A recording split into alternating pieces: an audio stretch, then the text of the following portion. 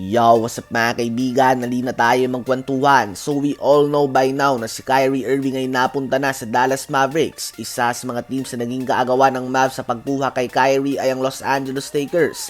At madami nga talaga ang inaasahan na dito mapupunta si Kyrie dahil mutual nga ang kagustuhan ng dalawang kampo. Inalok ng Lakers sa Nets si Russell Westbrook at dalawang first round picks. Ganun pa man ay binasura lamang ito ng Nets. At ngayon nga ay napagtanto natin na wala talagang magagawa dito ang Lakers dahil ang Nets owner Joe Tsai mismo ang ayaw na mapunta si Kyrie sa Lakers at gusto nitong gumante sa binigay ng mga problema sa kanya ni Kyrie sa pamamagitan ng pag-trade sa kanya sa team na hindi niya sinabi na gusto niyang puntahan.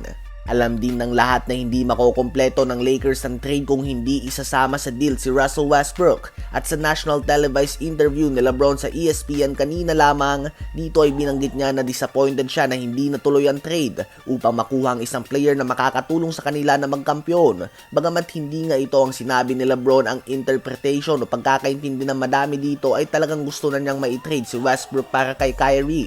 Just imagine kung gaano ito ka-awkward sa locker room ng Lakers kung ikaw si Westbrook. Maglalaro ka nga kasamang isang player na dismayado dahil hindi natuloy ang pagkakatrade mo. Nagbigay din ng reaksyon dito ang kapatid ni Westbrook na hindi din natuwa sa mga sinabi ni LeBron.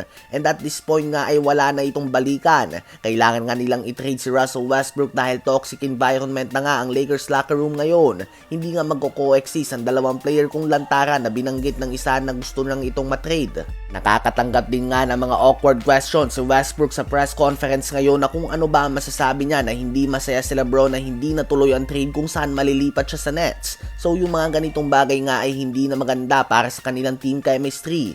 Bagamat hindi nga talaga kagandahan o tugma sa kanyang sahod ang pinapakita ni Westbrook na performance ngayon, hindi naman yata deserve ni Russ na lantara na sabihin ni LeBron sa isang national televised interview na hindi siya masaya na hindi na kompleto ang trade kung saan malilipat si Westbrook ng team. Ang tanong ngayon ay kung paano ba uusad dito ang Lakers. Paano ba nila aayusin ang samahan ni Westbrook at LeBron matapos ang statement na ito? Kung hindi nga magagawa ng Lakers na may trade si Russ bago ang trade deadline, mahihirapan nga talaga sila na maayos ang kanilang team chemistry ngayon.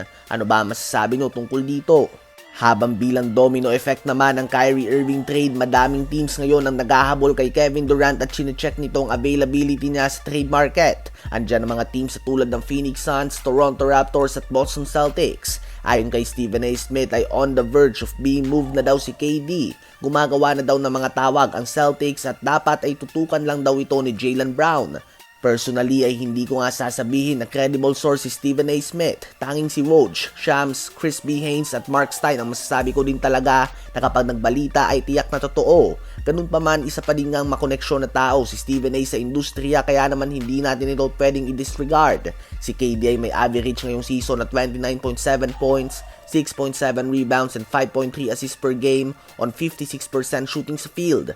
Habang si Jaylen Brown naman ay 27 points, 7.1 rebounds and 3.2 assists per game on 49% shooting sa field.